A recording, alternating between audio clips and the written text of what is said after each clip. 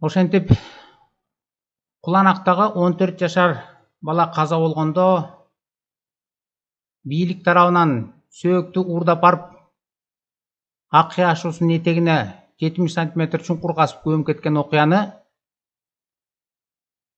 Бишкекке келип бардык дээрлик массалык маалымат каражаттарына чагылдырганбыз. Бийлик өкүлдөрүнө бардыгына арыз бергенбиз. Президентке арыз бергенбиз. Бул жөнүндө Кыргызстанда укпай калган бийлик башындагы адамдар болгон эмес. Ошол окуядан кийин бийликтегилер адам укугун коргоо жаатында багыт албай эле, тескерисинче адам укугун кайра басмырлоо, чектөө жагын көздөй кайра багыт алышты. Куланакта болгон окуядан кийин 6 айдын ичинде биздин бийликтегилер жаңы мыйзам кабыл алышты. Бул мыйзамды азыр көргөзүп берейин. Google'га кирсеңер, мону жазсаңар, Закон о свободе вероисповедания и религиозных организаций в Кыргызской республике деп жазсаңар, бул мыйзам чыгат. Бул мыйзамдын баарысын окуп отурбай эле коелук, мен токотор жерин айтып берсем, бизге керектүү жери, маанилүү жери эмне экенин. Бул 2 главасында. 2 главада мындай деп жазылып турат. 2 пункттон окуйлук. Деятельность и функционирование религиозных организаций без учетной регистрации в государственном органе по делам религии в соответствии с настоящим законом запрещаются. Дини уюмдар мамлекеттик органдардан каттоодон өтмөйүнчө алар мыйзамсыз деп эсептелет дагы, тыюу салынат алар иштерин жүргүзгөнгө.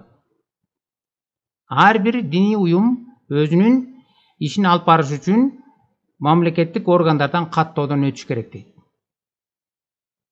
Эми өтүш үчүн эмне дейт? Бул жерде 3-сүндө жазылып турат. Религиозная организация создается по инициативе не менее 200 граждан Кыргызской республики. Каттоодон өткөрүш үчүн 200ден кем эмес мүчөсү болуш керек. Инициативный группасы болуш керек. Анан каттоодон өткөрөт дейт. Бул жаңы кабыл алынган ошол Куланак окуясы, Куланакта болгон окуядан кийин 6 айдын ичинде жаңы өзгөртүү киргизген окуясы, өзгөртүү киргизгени ушул да, 200 адам болуш керек деген. Эми мунун бир өзгөчө сыры бар. Жөнөкөй адам түшүнө билбеген.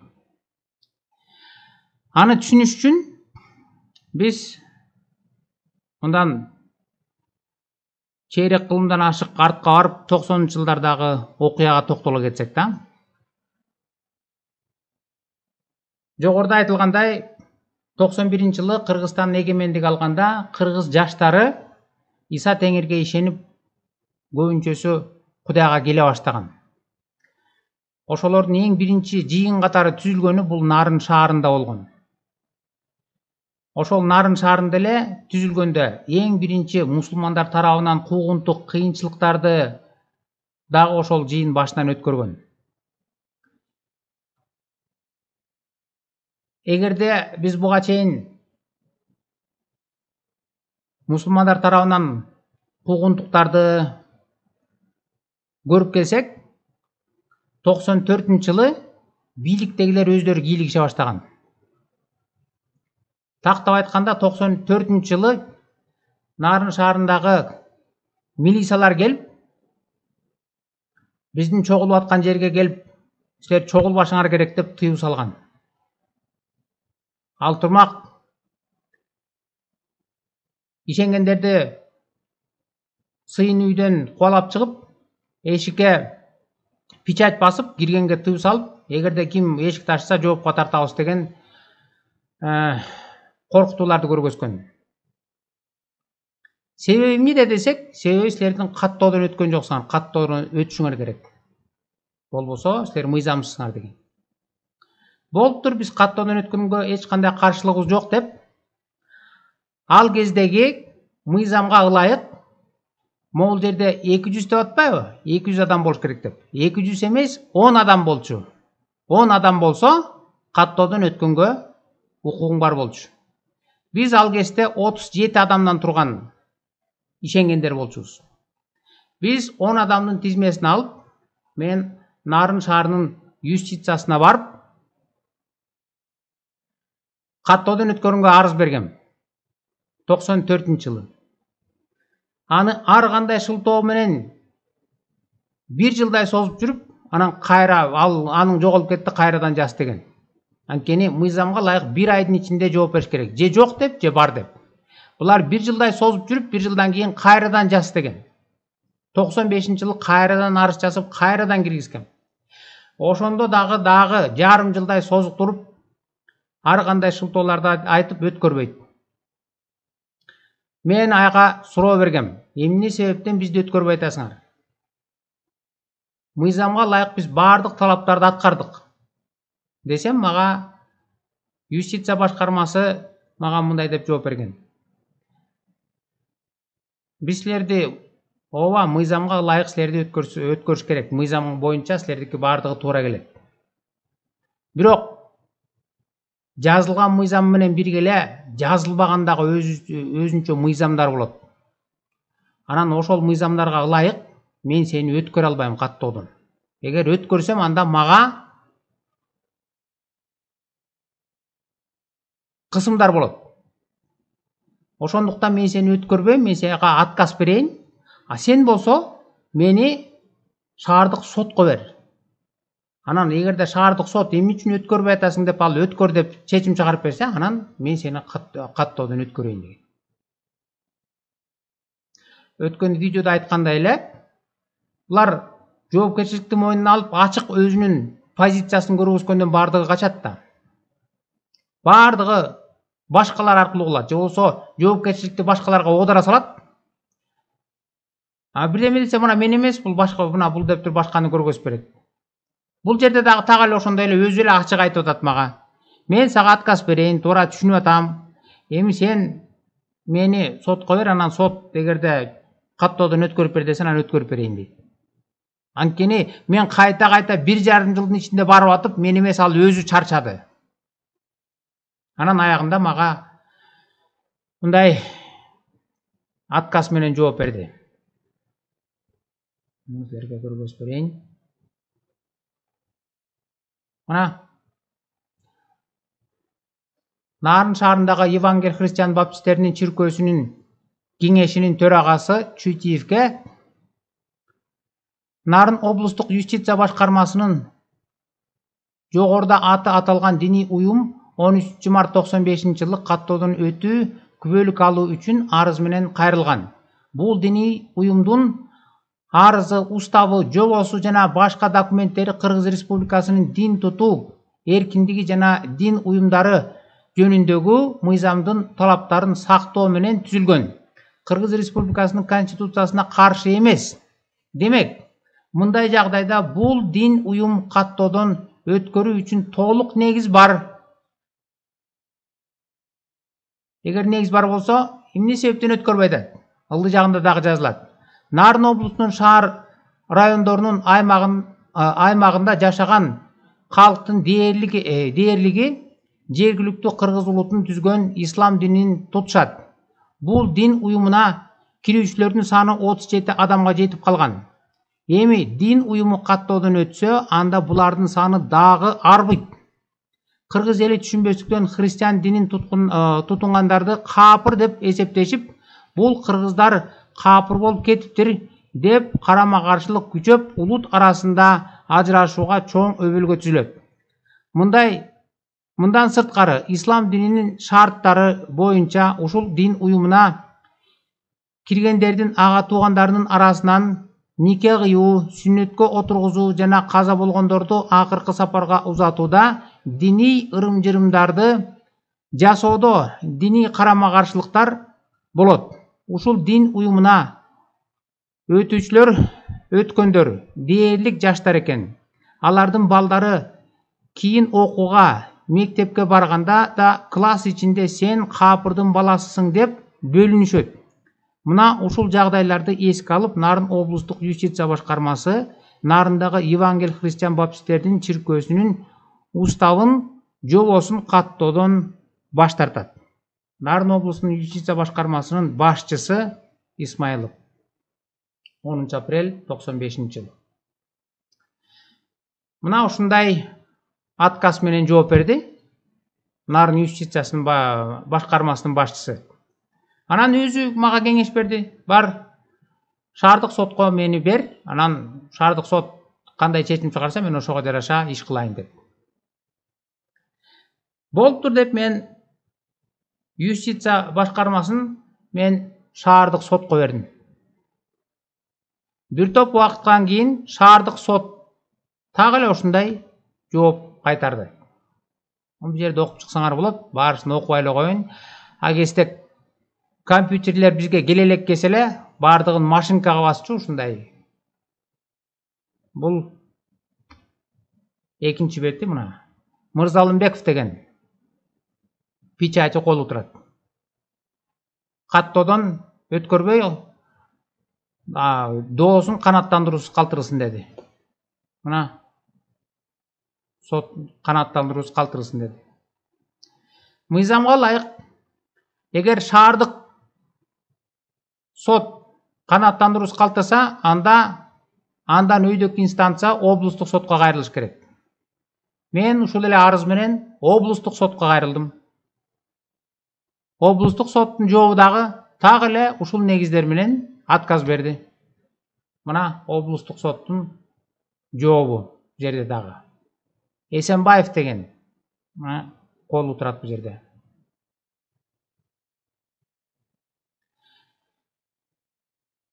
Мыйзамга ылайык, эгерде облустук сот отказ берсе, андан өйдөк инстанция жогорку сотко кайрылыш керек. Айласыздан Бишкекке келип, мен жогорку сотко кайрылууга мажбур болдум. Бир далай убакыт өткөндөн кийин жогорку соттун дагы жообу так эле ушундай болуп чыкты. Ал мына мындай турат. Мына жогорку сот, Кыргыз Республикасынын жогорку соту датасы 96-жыл мына. Ажында мындай дейт: Республиканын жогорку соту сиздердин Нарын шаардык сотунун 23 январь 96-жылкы жана Нарын областык сотунун чыгарган токтомдорду натура деген арызыңыз текшерип чыкты. Сот арызды кароодо Кыргыз элинин, айрыкча Нарын областында жайгашкан калктын көпчүлүгү мусулман динине карата аныкталган мамилелерин эске алуу менен канааттандыруусуз калтырылган. Соттук документтерден караганда уюм каттоодон өтө электе эле калк арасында нааразычылыктар пайда болгондугу көрүнөт. Мындай жагдайда сот Нарын жергесинде жашаган калктын арасында диний карама-каршылыктарды түзбөө максатында туура чечимге келген. Сиздин арызыңыз жогорку көрсөтүлгөн негиздер боюнча канааттандыруусуз калтырылды. Кыргыз Республикасынын жогорку сотунун төрагасынын 1-орун басары Насиров.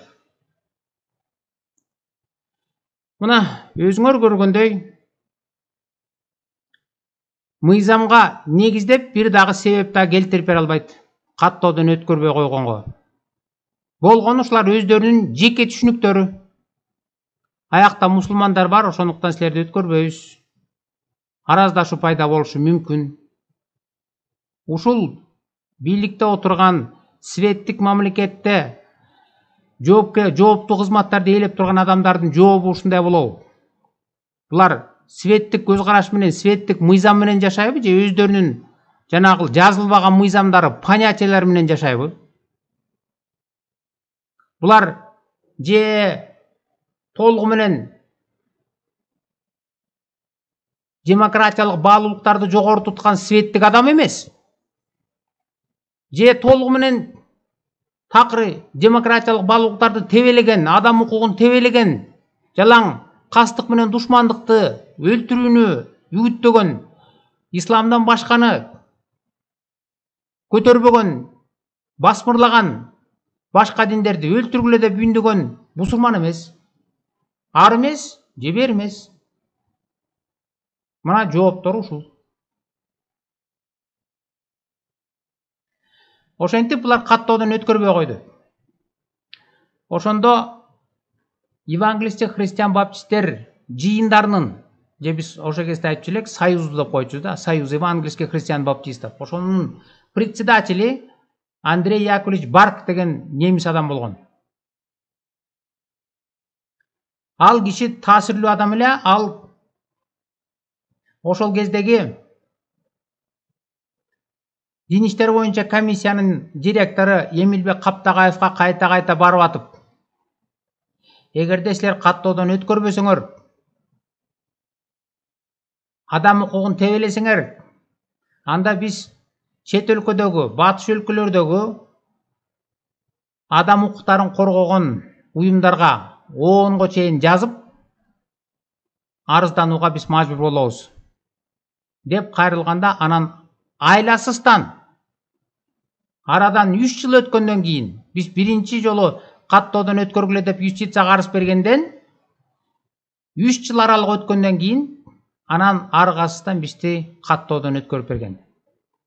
Нарындагы жыйын, евангелисттик христиан баптисттер жыйыны каттоодон өтүп, атайын дин иштер боюнча комиссиядан дагы, юстиция башкармасынан дагы күбөлүк алып, анан ишин жүргүзө баштаган. Мыйзамдуу түрдө. Эми өзүңөр ойлонуп көргүлөчү, бул парадокс. Эгерде юстиция, нарындагы юстиция, андан кийин шаардык сот, андан кийин облустук сот, ал эле эмес жогорку сот дагы отказ берип жок дегенден кийин, демек жок болуш керек болчу да. Демек каттоодон өткөрбөш керек болчу. А булардыкы ушундай. Өздөрү ар жактан сүйлөшүп туруп, эгерде өзүнө ыңгайлуу эмес болуп баратса, чет элдик уюмдарга булардын адам укугун тебелеп аткандары билинип калчудай болуп баратканда, анда кеңештир өткөрүп коелу дейт дагы. Анда мунун баарысын жок кылып таштады. Мына, мунун баарысы тең мындай чийди дагы. Бүттү жок деп туруп, кайрадан өткөрүп коюшту каттоодон.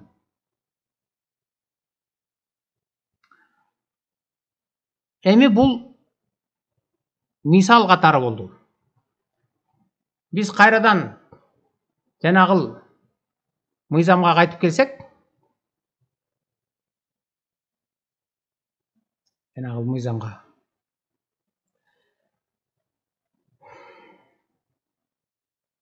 Куланактагы болгон окуядан кийин 14 жашар баланын сөөгүн уурдап барып чуңкурга көмүп кеткенден кийин 6 айдан кийин ушундай мыйзамга кабыл алышкан. Ал мыйзамга ылайык мына религиозная организация создается по инициативе не менее 200 граждан Кыргызской республики. 200 адам керек деди. Башта 10 эле адам болчу. 200 дегендин ордунда 10 эле адам бар болчу. 10 адам менен сен каттоодон өтүшүң керек. Ошол кабылны каттоодон өткөр деп барсак, отказ берип, шаардык соттон жогорку сотко чейин барсаң дагы эч бир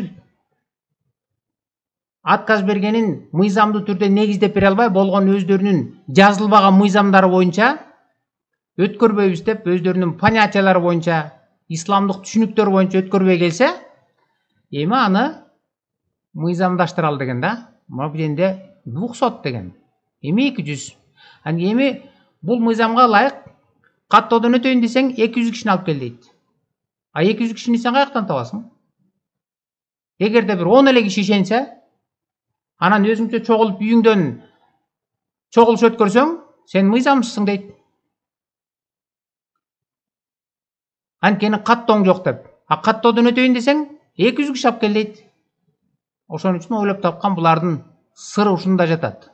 200 адам дегенди ойлоп тапкан. Анткени буга чейинки бизге каттоодон баш тартып отказ бергенде мыйзам менен эч кандай мыйзамдуу түрдө негиздеп бере алган эмес. Болгон өзүнүн понятияларына негизделген, жазылбаган мыйзамдарына негиздеген.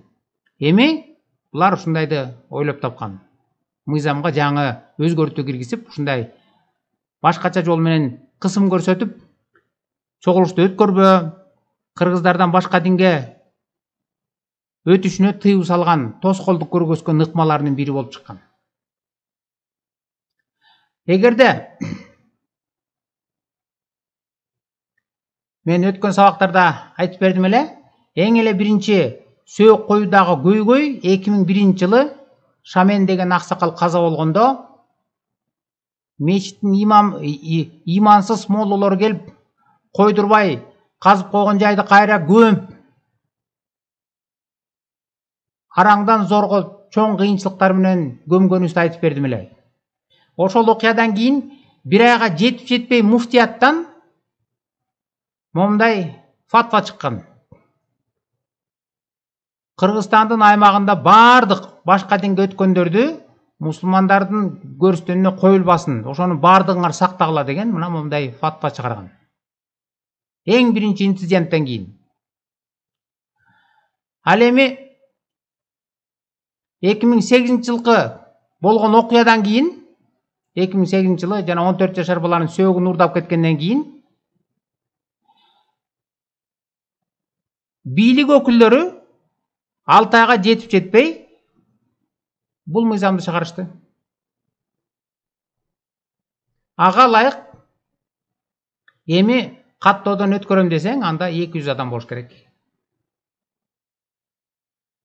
200 адам болбосо анда сени каттоодон өткөрбөйбүз дейт. А каттоодон өткөрбөгөндөн кийин сен чогулбашың керек, ишенбешиң керек. Чогулуш өткөрө албайсың. Өткөрсөң сен каттоодон өткөн эмессиң, ошон үчүн мыйзамчысың дейт. Каттоодон өтөйүн десең 200 киши тап дейт. Булардын сыры ушунда жатат.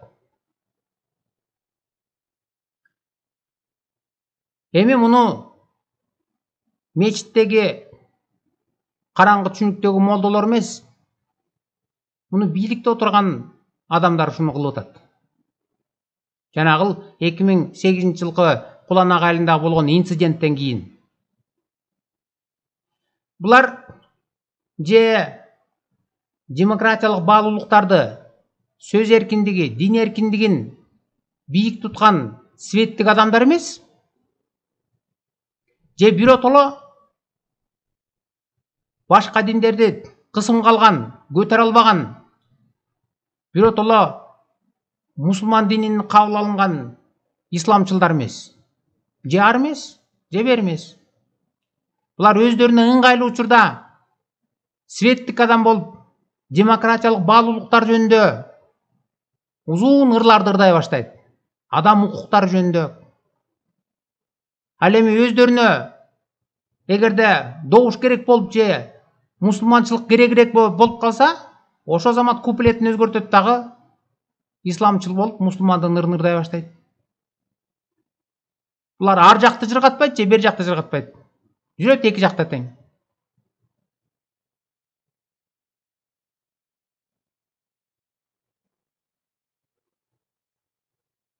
Кыргыз христиандарына болгон кысым муну менен эле токтоп калган жок. Мен буга чейинки сабакта айткандай, исламдын жана исламдык түшүнүк менен, понятиялар менен жашаган адамдардын кылган иштери улам барган сайын жиркеничтүү, улам барган сайын коркунучтуу болуп өнүгүп отурат. Эмки видеодо мындан дагы коркунучтуу, мындан дагы жиркеничтүү иштери жөнүндө эмки сабакта айтып берейин.